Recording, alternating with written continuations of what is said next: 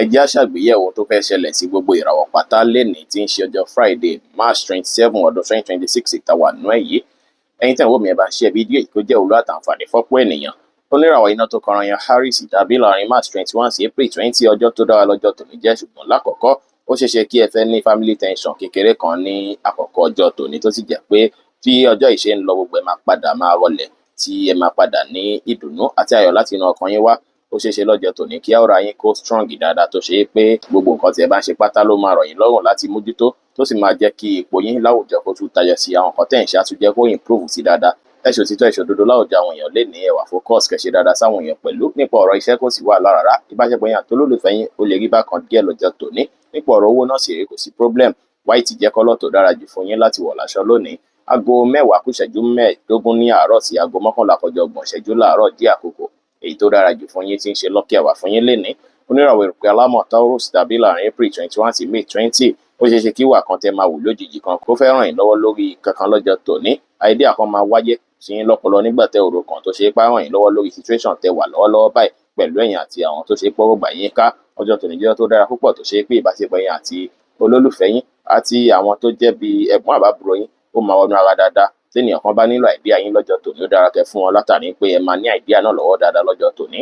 Ẹ ní ìrẹ̀lẹ̀ lénìí, kẹ́ fọgbọ́n àtòyè tọ́lọ́run fún yín ṣe ohunkóhun kẹ́ ṣe dáadáa sáwọn èèyàn pẹ̀lú. Ó wá ṣeéṣe kí ọwọ́ ìrọ̀lẹ́ kí ó kún fún àwọn nǹkan tí mọ̀lẹ́bí tó máa wà lọ́kàn yín rẹpẹtẹ tí ẹ fẹ́ fálẹ̀ mọ́. Nípa ọ̀rọ̀ iṣẹ́ kò sí wàhálà, ìbáṣepọ̀ yín àti olólùfẹ́ yín á dára. Nípa ọ̀rọ̀ owó náà sì rí kò sí problem rárá. Light yellow jẹ́ kọ́lọ̀ tó dára jù fún yín láti wọ̀ láṣọ lónìí. Aago 11 kọjá 30 ìṣẹ́jú láàárọ̀ sí aago 1 kọjá ìṣẹ́jú 15 lọ́sàn-án díẹ̀ àkókò èyí tó dára jù fún yín tí ń ṣe lucky hour fún yín lénìí. Oníràwọ̀ afẹ́fẹ́ aláwàdà Gemini tàbí láàrin May 21 sí June 21 ọjọ́ tó dára lọ́jọ́ tòní jẹ́, tó ṣe é pé àwọn nǹkan tí ẹ ti ń plan látijọ́ mẹ́ta ó ṣeéṣe kí ó wà activated dáadáa lọ́jọ́ tòní, tí inú yín á sì dùn pẹ̀lú rẹ̀ títí ọwọ́ ìrọ̀lẹ́ ọjọ́ tòní.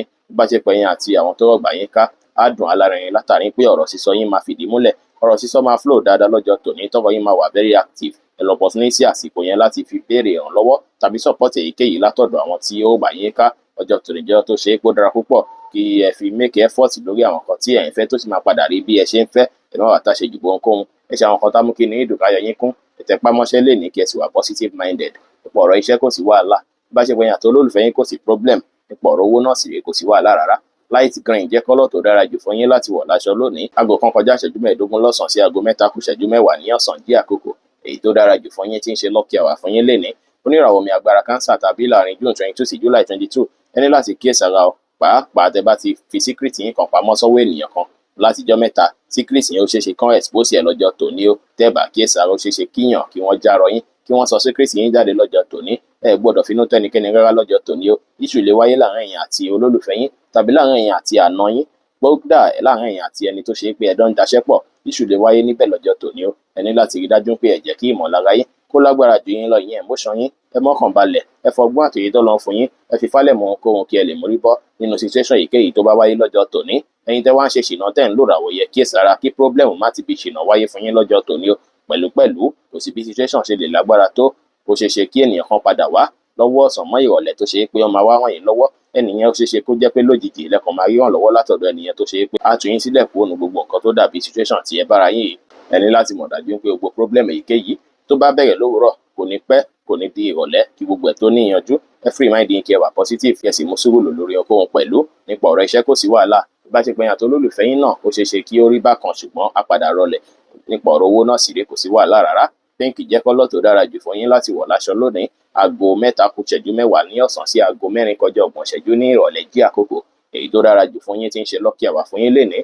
Oníràwọ̀ iná tó gbóná rere Leo tàbí láàrin July 23 sí August 22 ọjọ́ tó dára lọ́jọ́ tòní jẹ́, tó ṣe é pé àwọn nǹkan tó dàbí èròǹgbà bí òyìnbóyè àtijọ́ mẹ́ta ó ṣeéṣe kí ó fẹ́ rọlẹ̀ díẹ̀ kẹ́ tún fẹ́ mọ ìgbésẹ̀ tó kù tẹ́ fẹ́ gbénú ìgbésí ayé yín.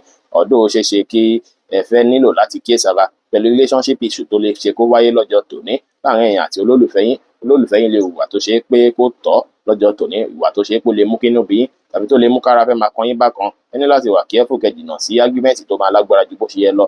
Ìtẹ́fì ṣe gbogbo yẹn ẹ wulẹ̀ gbájúmọ́ bí ayé yín ṣe fẹ́ dára. Ẹ gbájúmọ́ self improvement látàrí pé bẹ́ẹ̀ ṣe máa fìlì gangan lélẹ̀ lọ́wọ́ ọ̀rọ̀lẹ́ bí káyé yín dára sí, bí kẹ́ ní dàgbàsókè sí ló máa rí. tó ṣe pé ẹ máa tún ní ìwòye sí sọsọ nípa ìgbésí ayé yín. Ẹ kíyèsára lásìkò yìí, ẹ kẹ́fín lọ́wọ́ ìrọ̀lẹ́ ọjọ́ tòní. Bóyá ó ṣeé ṣe kí travel opportunity kan kó wáyé fún yín, tàbí kí ènìyàn kan tí ó ń gbé ní ìlú òyìnbó àbí ìlú òkèèrè kí wọ́n bá yín sọ̀rọ̀ tó ṣe pé ọ̀rọ̀ tẹ́jọ máa sọ ajá gèrè, ó ṣeé ṣe kó láǹfààní lọ́wọ́. Ẹ sì lè gbọ́ròyìn ayọ̀ láti ọ̀nà jíjìn lọ́jọ́ tòní náà. Gbogbo eléyìí lè wáyé lọ́jọ́ tòní. Ẹ ṣàfàlẹ́mọ̀ iṣẹ́ dáadáa lè ní kẹ̀tẹ́pámọ́ṣẹ́. Ẹ jìnnà sí àwọn distraction rẹpẹtẹ èyí tí olólùfẹ́ yín fẹ́ fà lọ́jọ́ tòní. Nípa ọ̀rọ̀ iṣẹ́ kò sí wàhálà. Bá jẹ́ pé ẹ̀yin àti olólùfẹ́ yín ó ṣeé ṣe kó má dára. Nípa ọ̀rọ̀ owó náà sì rèé kò sí problem. Light pink jẹ́ kọ́lọ̀ tó dára jù fún yín láti wọ̀ láṣọ lónìí. Aago 1 ní ọ̀sán sí aago 2 ní ọ̀sán jí àkókò èyí tó dára jù fún yín tí ń ṣe lucky hour fún yín lénìí.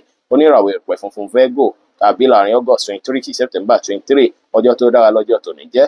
Ìdá àkọ́kọ́ ọjọ́ tòní ó ṣeé ṣe kí inú yín dùn káyọ̀ yín kún, kí wà ní ìdùnnú pẹ̀lú ọ̀rẹ́ pẹ̀lú àwọn tó súnmọ́ yín, tó ṣe pé bóyá kí tí ọwọ́ ìrọ̀lẹ́ ọjọ́ tòní ó ṣeé ṣe kó kẹ́kọ̀ọ́ máa kẹ́fín nípa ìgbésí ayé yín, kẹ́ máa wọnú nípa ìgbésí ayé yín, kẹ́ máa ní insight nípa ayé yín, tó sì jẹ́ pé ó dára púpọ̀ kí ẹ lo àkókò ọwọ́ ìrọ̀lẹ́ yìí lẹ́yìn nìkan láti fi bára yín ní gbólóhùn nípa àwọn kankan tẹ́yìn fẹ́ nù ìgbésí ayé yín. Ọ̀pọ̀ yín ó ṣeé ṣe kí ẹ tún láwọn àlá èyí tí ó máa wá sí ìmúṣẹ, tàbí àwọn àlá tó máa ní kókó nù ìgbésí ayé yín ní àṣálẹ́ tòní. Ẹ wá ṣàwọn kan tá mú kí inú ìdùn káyọ̀ yín kún. Ẹ wà positive minded. Ẹ sì rí dájú pé fọgbọ́n àtòyí tọ́lọ́run fún yín fálẹ̀ mọ́ ohunkóhun pẹ̀lú.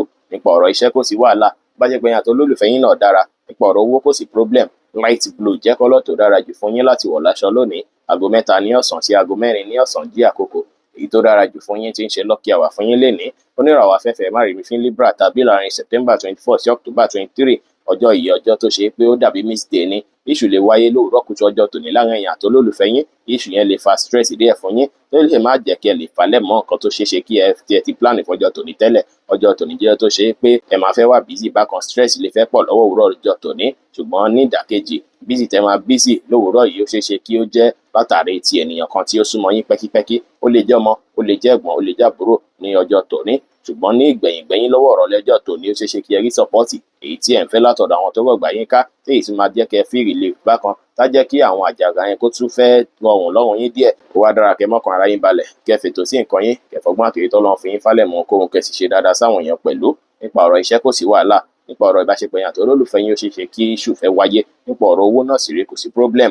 Light grey jẹ́ kọ́lọ̀ tó dára jù fún yín láti wọ̀ láṣọ lónìí. Aago 2 ní ọ̀sán sí aago 3 ní ọ̀sán jí àkókò èyí tó dára jù fún yín tí ń ṣe lucky hour fún yín lénìí. Oníràwọ̀ omi tútù Scorpio tàbí láàrin October 24 sí November 22, ọjọ́ tòní jẹ́ tó ṣe pé gbogbo kan máa lọ bó ṣe yẹ kó lọ. Ó ṣeé ṣe kí ẹ láwọn kan tó ṣe pé máa fi dúpẹ́ fọ́lọ́run ọba lọ́jọ́ tòní. Ọjọ́ tòní jẹ́ tó ṣe pé ó ṣeé ṣe kí díìlì kan tó wà láàrin ẹ̀yin àti èèyàn kó já sí àṣeyọrí. Nípa ọ̀rọ̀ iṣẹ́ yín náà ó ṣeé ṣe kí dàgbàsókè wáyé níbẹ̀ lọ́jọ́ tòní látara akitiyan tí ẹ bá ṣe. Ẹ ṣòtítọ́ ẹ ṣòdodo láwùjọ àwọn èèyàn. Ẹ má kàn jù bó ṣe yẹ lọ lórí ohunkóhun. Ẹ free mind yín dáadáa lénìí. Ẹ má fọkàn sí gbogbo nǹkan tí ẹ bá expect rárá ju bó ṣe yẹ lọ kó lè wọlé fún yín, kẹsì má ṣèlérí ohun tẹ́lẹ̀ múṣẹ fẹ́nikẹ́ni. Nípa ọ̀rọ̀ iṣẹ́ kò sí wàhálà. Bá ṣe pé ẹ̀yin àti olólùfẹ́ yín dára. Nípa ọ̀rọ̀ owó náà sì rèé kò sí problem. Lavender jẹ́ kọ́lọ̀ tó dára jù fún yín láti wọ̀ láṣọ lónìí. Aago 12 ní ọ̀sán sí aago 1 ní ọ̀sán jí àkókò èyí tó dára jù fún yín tí ń ṣe lucky hour fún yín lénìí. Níràwọ̀ iná àtùpà Sagittarius tàbí láàrin November 23 sí December 22, ọjọ́ tòní jẹ́ tó ṣe é pé ó ṣeé ṣe kí experience yìí pò padà ọ̀tún. Àwọn ṣe ń jí títẹ̀ òru kan rárá ó ṣeé ṣe kó wáyé lọ́jọ́ tòní nínú gbèsè ayé yín, tàbí kí inú yín dùn káyọ̀ yín kún yàtọ̀ sáwọn opportunity lọ́tún lósì tó máa wáyé láti ọ̀nà jíjìn. Ó ṣeé ṣe kẹ́ rí ìyàtọ̀ àti ipò padà nípa ọ̀rọ̀ iṣẹ́ yín, tí èyí sì máa bí kí àwọn èèyàn pọ́n yín lé sí pẹ̀lú iṣẹ́ yín, tá tún jẹ́ kí wọ́n tún dá yín mọ̀ sí pẹ̀lú iṣẹ́ yín. Ọjọ́ tòní ara yín máa yá gágá láti falẹ̀ mọ́ṣẹ́ láti wá ipò padà yìí, tó sì ṣeé ṣe kí ipò padà tẹ́ ń fẹ́ ipò padà já sí bí ẹ ṣe ń fẹ́ o. Ẹ wá ní ìrẹ̀lẹ̀, ẹ ṣe dáadáa sáwọn èèyàn lénìí. Ẹ sì àwọn kan tá mú kí inú ìdùn káyọ̀ yín kún dára. Nípa ọ̀rọ̀ iṣẹ́ kò sí wàhálà rárá. Nípa ọ̀rọ̀ relationship yín kò sí problem. Nípa ọ̀rọ̀ owó náà ire owó wà fún yín lénìí. Pink jẹ́ kọ́lọ̀ tó dára jù fún yín láti wọ̀ láṣọ lónìí. Aago 7 ní àṣálẹ́ sí aago 7 kọjá ìṣẹ́jú 15 ní àṣálẹ́ jí àkókò èyí tó dára jù fún yín tí ń ṣe lucky hour fún yín lénìí.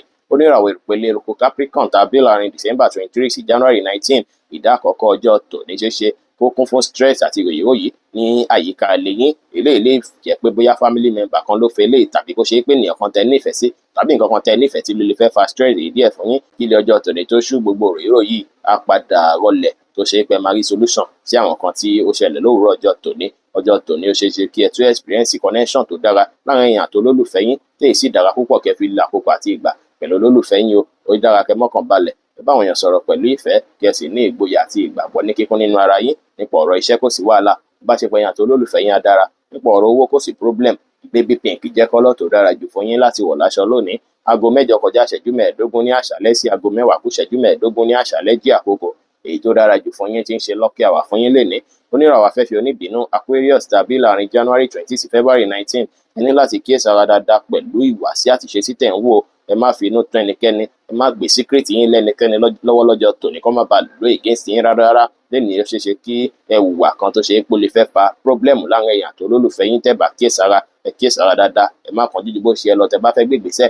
Ẹ ronú jinlẹ̀ dáadáa lé lórí ṣáájú kí ẹ tó ṣe kí ó má bàa dín pé bóyá ẹ máa ní regret lé lórí ní ìgbẹ̀yìn. Ẹ kíyèsára dáadáa, ẹ rí dájú pé ẹ mọ́kàn balẹ̀, ẹ bá àwọn èèyàn sọ̀rọ̀ pẹ̀lú ìfẹ́, ẹ bá wọn sọ̀rọ̀ pẹ̀lú ìrẹ̀lẹ̀, ẹ fọgbọ́n àtòyè tọ́lọ́run fún yín mójútó ohunkóhun, ẹ jìnnà sí ìrìn alẹ́ àbí ìrìn òru, ẹ free mind yín kẹ́ wà positive minded, ẹ má ronú lọ́nà tí ó tọ́ nípa olólùfẹ́ yín kó má bàa bí kí ẹ bust out tẹ́yìn sì lè fẹ́ fa issue láàrin ẹ̀yin àti olólùfẹ́ yín. Nípa ọ̀rọ̀ iṣẹ́ kò sí wàhálà, nípa ọ̀rọ̀ bá ṣe pé ẹ̀yin àti olólùfẹ́ yín issue lè wáyé, nípa ọ̀rọ̀ owó kò sí problem.